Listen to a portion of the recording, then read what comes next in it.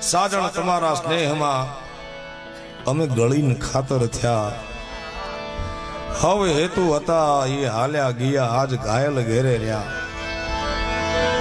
જબરદસ્ત ફરમાઈશ છે એની. આખી એક ઘટના છે ગોવિંદભાઈ. ગોવિંદભાઈ જેવા મુરબ્બી બેઠા, મારે સાહિત્યની વાત કરાય નહીં, પણ નાનકડી વાત. સાંજનું ટાણું રૂંજકુંજ વેળા અને આહિર સમાજના એક યુવાનની આ વાત છે સાહેબ. પ્રેમ કેમ કહેવાય એ તો એનો ઠાકર કૃષ્ણ પરમાત્માએ દુનિયાને શીખવાડ્યું. અને બીજી પ્રેમની ઘટના એવી છે. આ 17-18 વર્ષની ઉંમર અને વનવગડામાં 2-4 ગાય ચારવા નીકળેલો યુવાન. હજી ઘરકોર આવા થાય ત્યાં ઈ વનવગડામાં એક માફો જાય, એક વેલુડું જાય. એમાં ચાંદીના પતરા જેવી દાઢીના આધેડવયનો પુરુષ બેઠો છે ને એક નવોઢા ભાઈ છે. અજાણ્યા માણસને ખબર પડે કે વહુને કદાચ પહેલા આણે તેડીને આવતો હશે. એ યુવાન 18-19-20 વર્ષનો યુવાન જય માતાજી કરે, જય ઠાકર કરે. અને કે મહેમાન કયું ગામ? તો કે ફલાણું. ક્યાં જાવું? તો કે ફલાણા ગામ. તો કે રસ્તો લાંબો છે, હાલો મારા નેહડે, મારા ઝૂંપડે હાલો. અને ઝૂંપડા વાળા જ બોલાવે ભાઈ, બંગલા વાળા તો બોલાવે કે ન બોલાવે એનું નક્કી નહીં કાંઈ. એ ઝૂંપડીએ કોક તો જાજો, કે મારા નેહડે હાલો, છાસુ પીને રાત વાહો કરીને હવાર વિયા જાજો.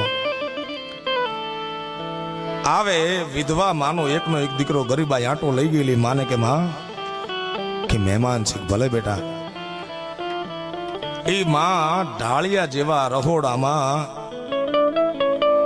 રોટલા ઘડવા જાય ને ઓલી નવોઢા બાઈ હતી એ સંસ્કારી બાપની દીકરી, એને એમ કે વિધવા માને મદદ કરાવવા જાય ને માને કે માં લાવો રોટલા આજ હું ઘડું.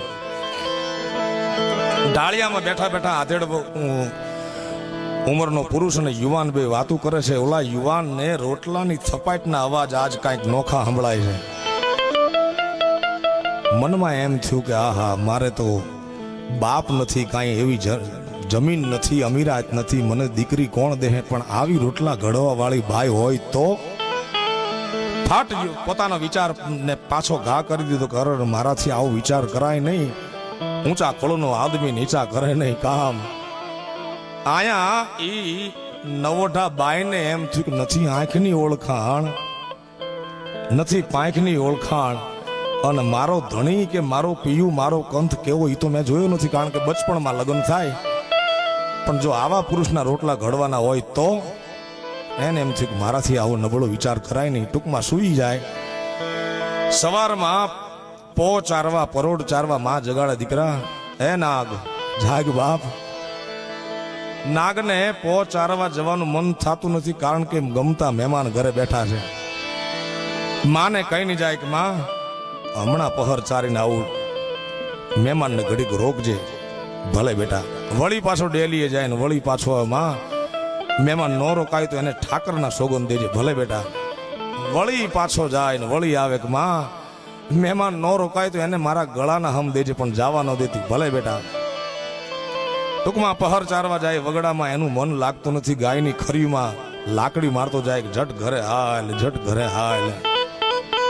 ઈ ઘરના ફળિયામાં આવીને જોવે તો એની માં ને એનું છાપરું માં કે હા બેટા, કે માં મહેમાન, કે બેટા મહેમાન તો નીકળી ગયા. માં એને ઠાકરના સોગંદ દીધા હતા? તો કે હા. તોય નો રોકાણો? તો કે ના બેટા, માં એને મારા સોગંદ દીધા હતા. અને માં જેમ બોલે કે હા, અને આટલો શબ્દ સાંભળી એને પુરુષે ભેટમાંથી કટાર કાઢી પેટે ખાઈને આંતરડાનો ઢગલો થઈ ગયો. પ્રાણ અને પંખેરો નીકળ્યું. ગામડું એવું ગામ એટલે ગામમાં ખાપણ મળે નહીં. બીજા ગામ યુવાનને મોકલે મારતે ઘોડે બાગડતા બાગડતા ધમા ધમા ધમા ધમા ધમા ધમા ધમા ધમા કરતી ઘોડલી હાલી જાય. અને આયા ઈ જ વગડો, ઈ જ વેલડું જાય ને ઈ જ બુઢો પુરુષ ને યુવાન બાઈ, નવોઢા બાઈ આવડે ઉતાવળે જાતા યુવાનને જોઈને કે ભાઈ આવડો ઉતાવળો કાં, કઈ ઘટના? તો કે હા. તો કે શું થયું? કે અમારા ગામમાં એક કરુણ પ્રસંગ બની ગયો, કરુણ ઘટના ઘટી ગઈ. તો કે શું થયું? કે વિધવા માનો એકના એક દીકરાએ પેટે કટાર ખાઈ લીધી.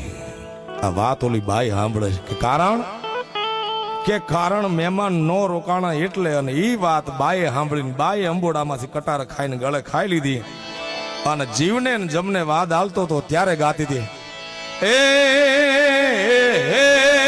નાગ છે મારો એ નાનો દેરીડો મારી હગી નણદલ નો જ વીર ભરમલના